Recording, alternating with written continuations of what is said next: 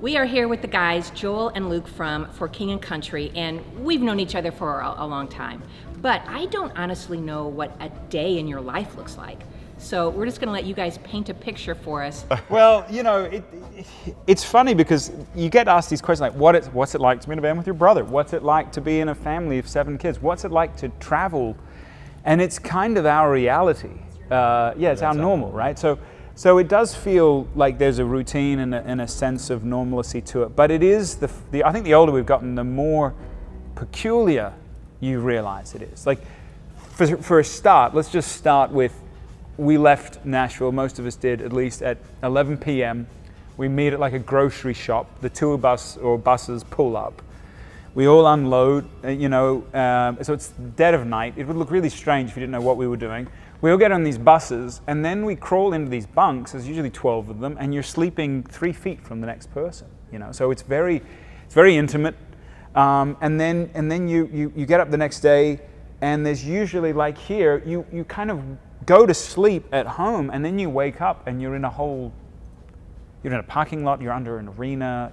In this case, you're in a parking lot. You're in a whole different place in the country.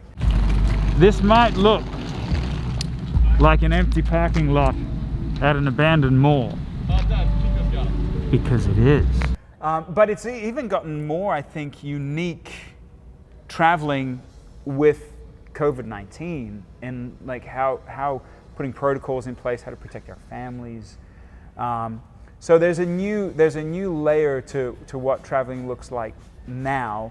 But these shows, honestly, with you, have been some of the more exciting, unique, and innovating presentations we've got to do. And so, check back in with us. But it has all the makings of being a very unique thing, and we've realized that as we've gotten older. Well, we all know the challenges of COVID, but first thing that comes to mind, like the best thing that has resulted from all of this, might be a home thing, might be a band thing, whatever, like first thing comes to mind. Yeah, well, I think the first thing that comes to mind when it comes to the blessing of COVID, which sounds a strange thing to say, but... Please say cattle. Huh? Please say cattle. Yeah, well, I'm not going to say cattle, no. There's an element of that. Yeah. But towards the end of last year, it was an exhausting year. We had toured a lot, and there was a lot of traveling, and I came back just before Thanksgiving. I was exhausted, and I actually remember joking with my wife, and I said, it would be amazing if at some point, I know what this sounds like. It sounds like I'm a spoiled brat, but if I could take off 6 months at some point in my life, it would just be so refreshing, to my soul. And it's ironic as we sit here in July, and for the most part, we've done studio work and we've done things at home, but we haven't traveled an awful lot, for 6 months. Yeah. And so I think that the gift of being able to be home, but the kids said, something like, it's kind of interesting. I'm not looking towards the next time where Dad's leaving. I'm just here, and I think that there's a lot of good that comes from that, and so it's felt like I have a little bit more of a stable job in some regards. And I think that's been a real gift. I did get some cows. You did get 6 head of cattle while he was in quarantine. This is true. This is true. It's a big deal. And I actually have 5, but one's about to deliver a baby calf any day. So the kids actually have to go. Yeah, long gloves. The kids go up and check the cattle, or I do every day, because we don't know. Who's going to deliver that baby?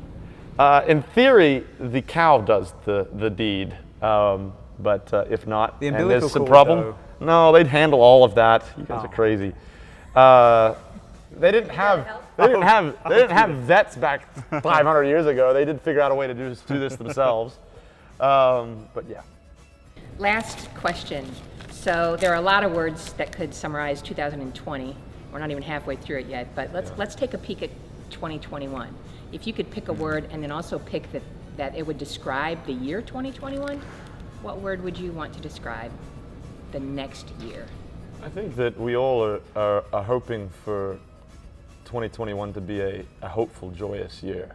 Yeah. I think that 2020 has gotten so difficult, and I don't necessarily want to say bad, because I think there's going to be a lot of good fruit that comes from 2020, but it's a year that we will never forget. if a virus, there's so many layers to what we've gone through, and as you said, we're only halfway through, that it's truly a year that I don't think anyone's ever going to forget. And I'm very hopeful that the fruit of 2020 is really quite significant. We've all encountered a significant amount of fear. So what does it mean to be fearless? If you're dealing with a lot of sadness, what does it mean to be joyful? Yeah. And I think that it's gotten to be, as I said, so bad in 2020 that we're forced to, I think, show some growth.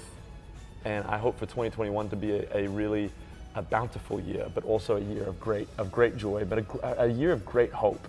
And I've often said that, struggle often produces something brilliant in people's lives. And we've gone through that, not just as a nation, but we've gone through that as a world, And I have a really great hope that it produces something quite significant.